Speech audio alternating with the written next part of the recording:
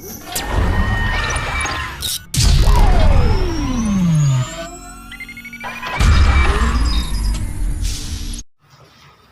Friends, मैं हूं SB Singh और आज आप लोगों के लिए लेकर आया हूं कार्बन और उसके यौगिक का क्लास 10 चैप्टर 4 का पार्ट नंबर 9।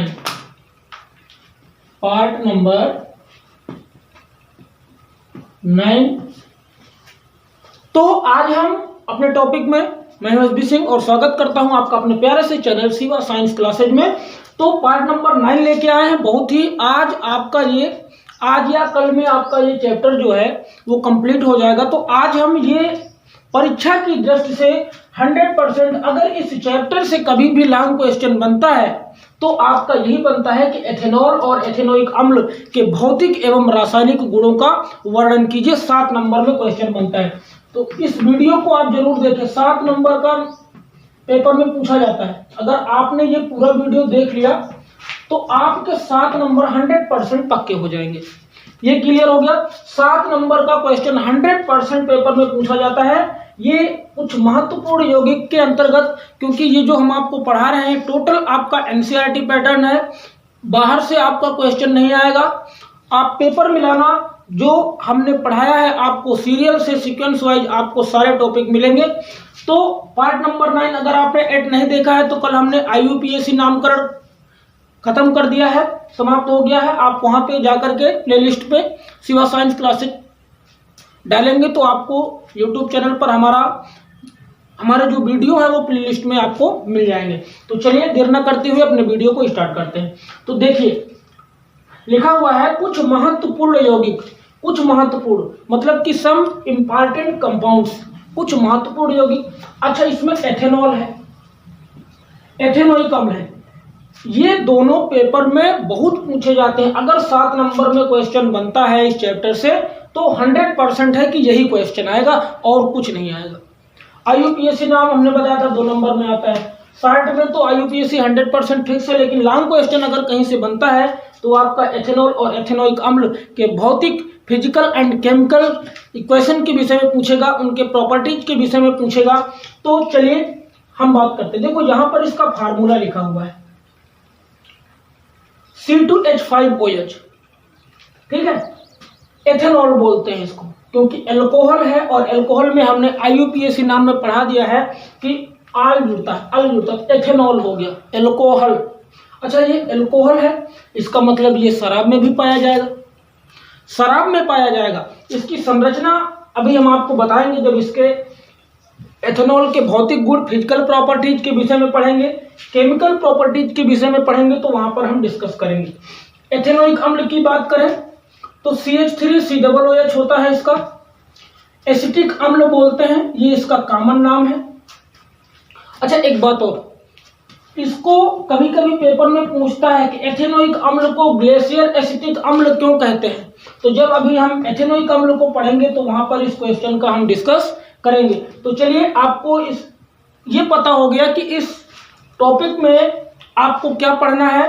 तो एथेनॉल के भौतिक गुण क्या होते हैं, रासायनिक गुण क्या होते हैं, एथेनोइक अम्ल के भौतिक गुण और रासायनिक गुण क्या होते हैं, फिजिकल एंड केमिकल प्रॉपर्टीज क्या होती हैं, उनके विषय में हम जानकारी प्राप्त करेंगे। तो चलिए इसको हम हटा देते हैं। आपको इतना पता हो गया कि इसका फार्मूला क्या होता है, नाम क्या होता है, कॉमन नाम क्या होता है, और ये सब बातें अभी हम अगले टॉपिक में समझेंगे। तो चलिए एथेनॉल को हम शुरू करते हैं। इसको आप नोट कर सकते हो। तो चलिए अब हम डिस्कस करने वाले हैं इसके फिजिकल प्रॉपर्टीज क्या होती हैं, भौतिक गुण क्या होते हैं। भौतिक गुणों की बात करने से पहले अभी हमने एक बात और बताई थी कि एथेनॉल जो है ना वो शराब में पाया जाता है। तो उसकी स्ट्रक्चर को जरा हम समझ लेते हैं कि शराब में पाया जाता है। भाई कहीं दूसरी जगह पाया जाएगा तो नाम बदल जाएगा, नाम कुछ और होता है वही चीज लेकिन नाम बदल जाता है। तो वो नाम क्या, अब आपको दिख रहा होगा कार्बन की संख्या 2 है तो लिख देंगे भैया कार्बन 2 हो गया। OH है तो लास्ट में OH जोड़ देंगे। 3 कार्बन यहाँ सेट हो जाएंगे, एक हाइड्रोजन एक हाइड्रोजन एक हाइड्रोजन, ये हो गया। ये आपकी संरचना बन गई। ये कहाँ पाया जाएगा, शराब में पाया जाएगा। शराब में पाया जाता है एथेनॉल और इसकी संरचना, रासायनिक संरचना ये है और इसका नाम हो जाएगा एथाइल एल्कोहल। क्या होगा, एथाइल एल्कोहल, याद रखना, भूलना नहीं है आपको। एथाइल एल्कोहल क्या बोलते हैं? एथाइल एल्कोहल बोलते हैं इसको। क्या बोलते हैं? Ethyl alcohol. तो इतना पता हो गया आपको कि शराब में पाया जाता है और इसका नाम होता है एथाइल एल्कोहल। तो चलिए अब हम भौतिक गुणों की बात कर लेते हैं। तो भौतिक गुण की बात करें तो ये चलो पढ़ा रहने दो, कोई दिक्कत नहीं है इससे। तो सबसे पहले अगर हम बात करें इसकी भौतिक गुण की, तो पहला पॉइंट होता है, पहला पॉइंट ध्यान से समझना, भौतिक गुण फिजिकल प्रॉपर्टीज का पहला पॉइंट होता है कि यह रंगहीन पदार्थ है। क्या है? यह लिख देते हैं, यह रंगहीन पदार्थ है। पहला पॉइंट हो गया। दूसरा पॉइंट हम क्या लिख सकते हैं इसमें? दूसरा पॉइंट लिख सकते हैं कि यह जलने वाला स्वाद प्रोड्यूस करेगा। मतलब कि इसकी जो गंध होगी ना, वो ऐसा लगेगा कुछ जल रहा है। तो क्या लिखेंगे? यह जलने जैसा गैस निकालेगा या प्रोड्यूस करेगा, है ना। तो ये हो गया दूसरा पॉइंट। मतलब ये ऐसा लगेगा ना जैसे कि कुछ जल रहा हो, ऐसा लगेगा। तो ये आपका भौतिक गुण, ये जलने जैसा गैस निकालेगा, मतलब कि आपको लगेगा कि कुछ जल रहा है भैया। अच्छा, ये पॉइंट हो गया। अगला पॉइंट अगर हम लिख सकते हैं तो क्या लिख सकते हैं? तीसरा पॉइंट आप देख लो। 4 पॉइंट आप आसानी से लिख देना, 4 पॉइंट हम आपको 4-5 पॉइंट करवा देंगे। अगला पॉइंट आपका है कि इसमें एक विशेष गंध होती है। क्या लिखोगे? इसमें, भाई जलेगा तो कुछ गंध भी निकलेगी, तो इसमें एक विशेष गंध। तो चलिए जल्दी से फिर रिवाइज कर लेते हैं। यह रंगहीन पदार्थ है, यह जलने जैसा गैस निकालेगा, इसमें एक विशेष गंध होती है। 3 अंतर आपको पता हो गए। चौथा अंतर अगर हम कुछ लिख सकते हैं तो ये लिखेंगे कि यह जल में घुलनशील होता है। क्या लिखेंगे? यह मतलब कि जल में घुल जाता है, यह जल में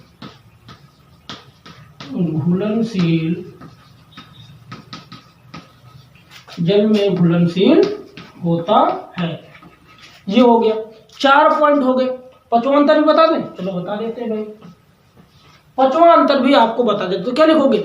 इसका क्वथनांक, क्या लिखोगे? इसका क्वथनांक 351, इसका क्वथनांक 351 केल्विन होता है, केल्विन होता है। ठीक, यह उदासीन प्रकृति का है। एक और लिख सकते हो, यह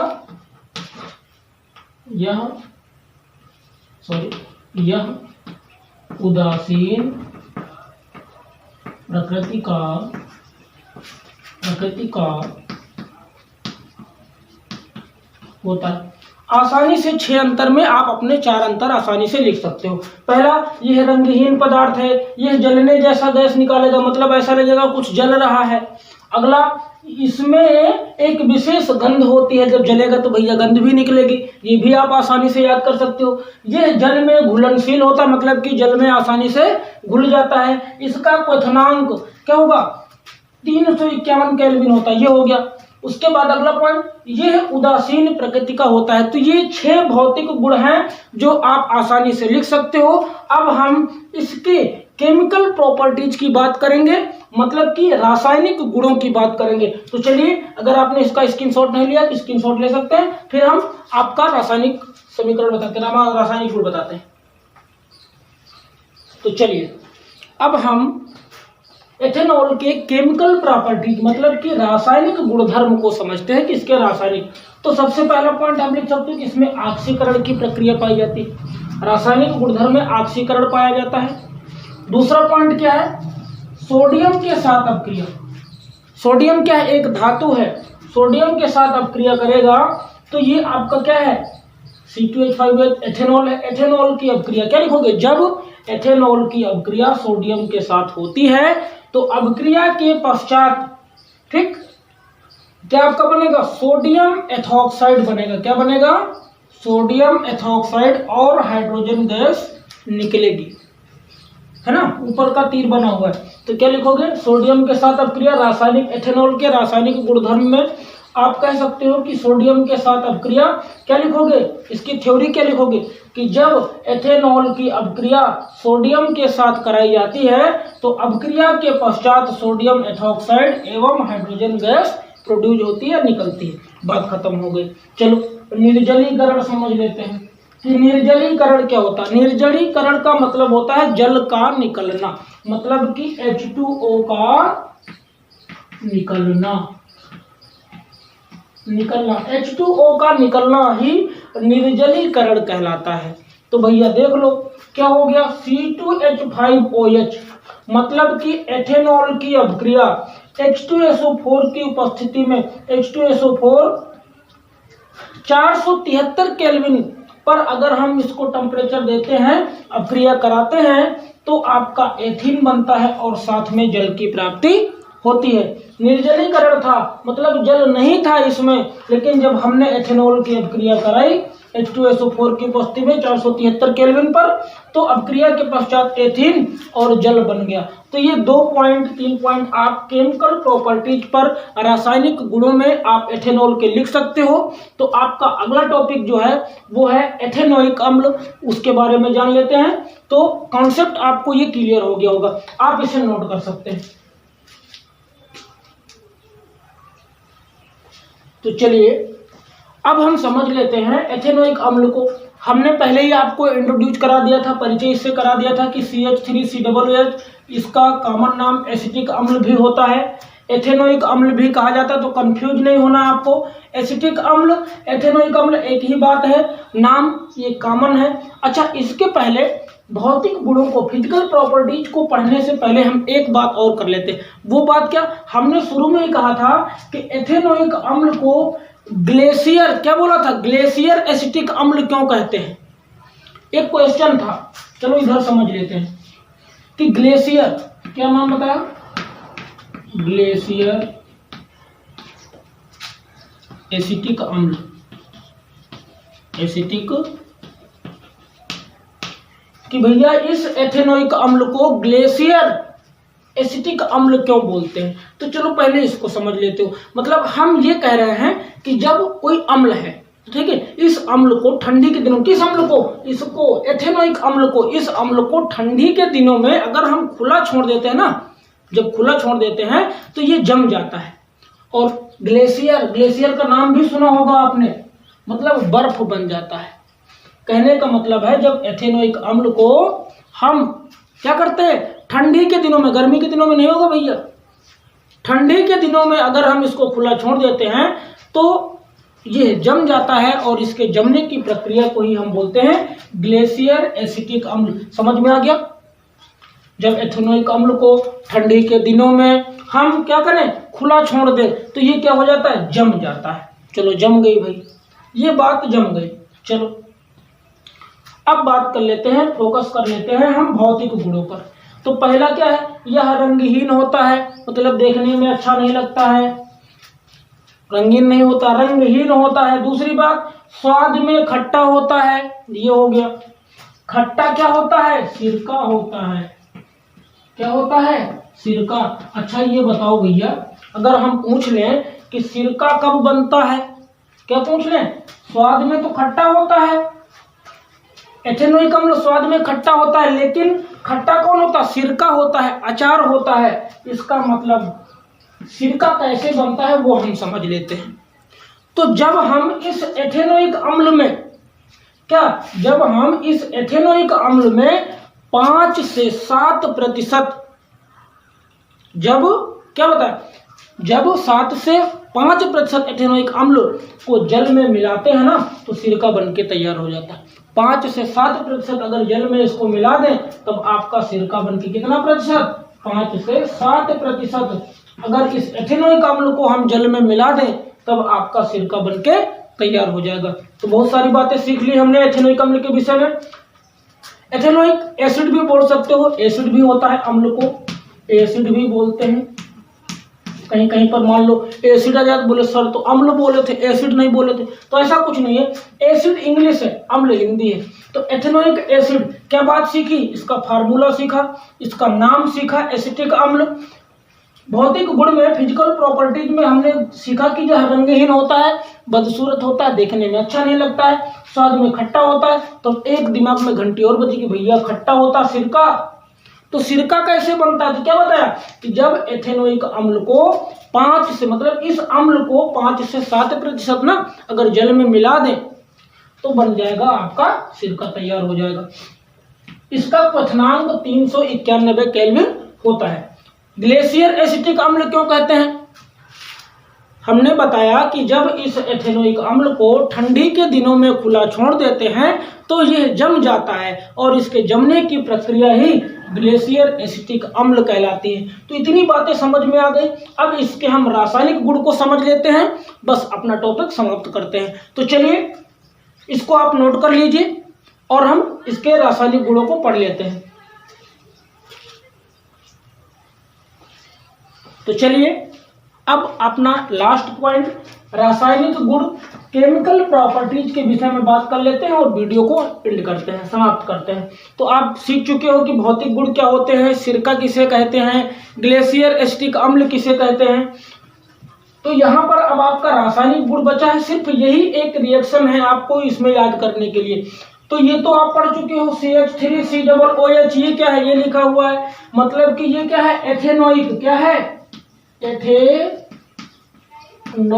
अम्ल, एथेनोइक अम्ल हो गया। C2H5OH, ये अभी आप पढ़ चुके हो, क्या है, एथेनॉल, एथेनॉल। तो जब एथेनोइक अम्ल की अभिक्रिया एथेनॉल के साथ होती है तब आपका बनता है ईस्टर। क्या बोलेंगे, ईस्टर बनता है। इसको अगर हम शॉर्ट में लिखे तो लिख सकते हैं CH3 COOC2H5, ये भी अगर हम चाहें तो लिख सकते हैं, शॉर्ट में आणविक सूत्र हो गए। तो यहाँ पर ये संरचनात्मक सूत्र लिखा हुआ ईस्टर बोलते हैं, या इसी का नाम बोलते हैं एथाइल एसीटेट बोलते हैं, या एक नाम इसका और है एथाइन एथेनोइड। क्या बोलेंगे, एथाइन एथेनोइड, दूसरा एथाइल एसीटेट या फिर ईस्टर बोलते हैं। और इस सारी प्रक्रिया को बोलते हैं ईस्टरीकरण। कभी कभी पेपर में आ जाता है कि ईस्टरीकरण अभिक्रिया किसे कहते हैं, तब आपको यही रिएक्शन लिखना है। एथेनोइक अम्ल की अभिक्रिया एथेनॉल से करा देनी है, ईस्टर को दिखा देना है और आपका ईस्टरीकरण अभिक्रिया तैयार हो जाएगी। तो आज की वीडियो में आप लोगों के लिए बस इतना ही। आप हमें कमेंट करके जरूर बताएं कि हमारा वीडियो आपको कैसे लगा। तो बस आज के लिए इतना ही। अगली वीडियो में हम साबुनीकरण अपमार्जक, ये भी इंपॉर्टेंट क्वेश्चन है, अगले पार्ट में लाएंगे और यहीं से आपका चैप्टर 4 समाप्त होगा। धन्यवाद।